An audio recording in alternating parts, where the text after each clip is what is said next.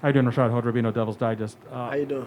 Good. When you see the Utah defense on film, and I mean, I know this is the first time you're actually playing them, but you probably heard, from the veterans what you can expect from them in terms of their front seven, their run-stopping capabilities. Do they remind you of UCLA or maybe BYU, any other team you played earlier this year? Nah, I don't think they remind us of anybody that we played this year. Honestly, I mean, everybody different that you play, UCLA and them defense, they bring different things, and Utah do different things. They have their own identity. I just think, like, I'm pretty sure all the coaches and other players piggybacked off of it on offense. They just do a great job of being physical, and, they eager to stop the run and things like that. So, it'll be a task, but, it'll be one that we're looking forward to. And Shot, I mean, looking at obviously the offensive line, I mean, they've been, seems like each game, I mean, just getting stronger and stronger. I mean, you guys are running the ball well, but what have you seen from them, I mean, and just their development and chemistry up to this point of the season? Honestly, I just see greatness. I just see, like I said, I can name endless guys, even backups. The starting five, or as you would say, the starting seven, things like that. You put the tight ends and fullback in there. Just see greatness, honestly. That's all I can really kind of say. Guys that just is willing to put it all on the line to win and things like that, week in and week out. And everybody, like I always say, just do their job and things like that. And that's kind of what it is. Everybody just want to win. Hey, Rachaad, this offense is pretty rare in how balanced that it is for how successful that you've been, that both in terms of having three running backs, having a bunch of receivers who are all kind of getting an similar number of targets. What's it like being a part of that type of an offense? That's great. That makes it, to me, unique. Can't come in. I mean, certain defense gonna come in wanting to stop certain guys or one guy or things like that. But that's the greatness and the uniqueness of our offense is that any guy can go off any week, and it just like it just goes to show, like I said, Coach Hill creates creativity and just other guys that's willing to, keep their head on strong and things like that, understanding that 1 week might not be their week, but then, still come in hard and things like that, and the next week could be their week. Hey, Rachaad. Hi.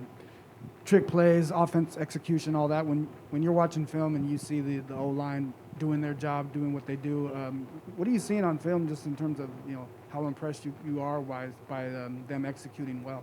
Really, it just goes to, like you said, it's really, we all impressed, and, we all just see like I said, the greatness in them, and just see guys, you can see the effort, just guys, like I said, wanting to win, willing to do their job day in and day out, and the guys, like in reality, just out there having fun, because at the end of the day, winning is fun, and, losing is tough. So, that's kind of, we know how it feels to lose and be disappointed, and, guys just don't want to have that feeling again.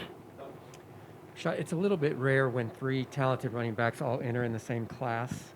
When you signed with ASU, Diamante and Daniel were already on board, four-star guys.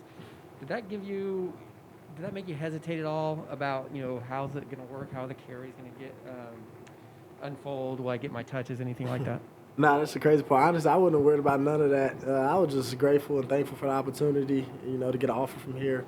I just see what the coaches had in plan. I always want to go to an offense that, at the end of the day, will put guys in great situation and use their athletes to the best of their ability. And when I had to talk with the coaching staff, I felt that here, and just the honesty and things like that. So I always thought, like you said, Chip and Danny, just competing and things like that, it was only going to make us all better at the end of the day.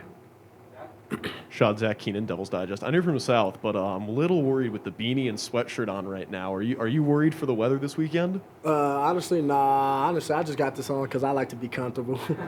I mean, I threw on a jumpsuit for practice, and, like, to me, it's not cold. It's just, like, today is a day, I don't know, I just woke up this morning, like, I'm just trying to be comfortable today. So, the weather is, it's football. You're going to play in all kinds of weather. Like you said, I'm from the Midwest, so we got all kinds of weather. I'm not worried about that weather whatsoever. So, Rachaad, is there much talk between the players or the coaches and players to try to really take the lessons learned from a very loud BYU stadium to what's going to be a very loud Utah stadium this Saturday? Yeah, as coaches and players, you all want to make the adjustment. So, I mean, I think that's what had been made. We made the adjustment, and We going up there with a good game plan and going up there real focused. And, guys kind of, know it's at stake at the same time. Just know that, it's one game and we're going to go up there and just have fun and play for one another. Rachaad, I know you have high expectations for yourself. You went on social media after the BYU game talking about some stuff. How would you evaluate the way that you've played through 6 games? Like, what have been some of the strengths and maybe things that you wish you could have done better? Honestly, I don't know. I don't shoot. I'd let Coach Aguano evaluate me. Honestly, I just feel like when I don't do enough, though, I just, as a, like you said, when you hold yourself to a high standard as want to be a great player, that's just kind of what you do. Like, you just reassess, like, I didn't do enough to help my team win, and that's what I felt about BYU. But first 6 games, I mean, honestly, I could tell you, I'm just doing my job. I'm just going out there, just trying to have fun, enjoy the moment, just doing whatever, coaches ask me to do, and that's this mentality that our team has now. Okay. Rachaad, right now y'all have 10 straight games where y'all rushed over 150 yards, and it's the longest streak since 1975 to 76. Is this something that y'all talk about in the running back room with the coaches or even with the O-line about keeping this streak alive?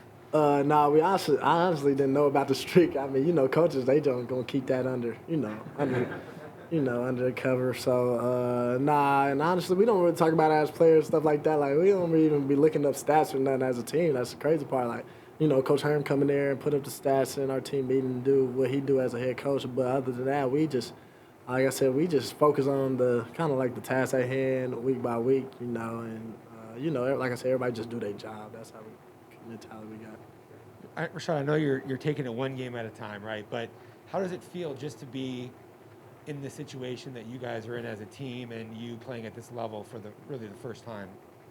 Honestly, it feels good. I mean, I'd be lying if I said or told you I wasn't. It didn't feel good, but like you said, we kind of know the stakes, but we don't worry about the stakes in reality because it's like you don't get this many opportunities in life. So that's just what we preaching as a team, and that's what Coach Herm preaching. Like you got opportunities ahead of you to do big things, and we gonna go hard and do the best we can do.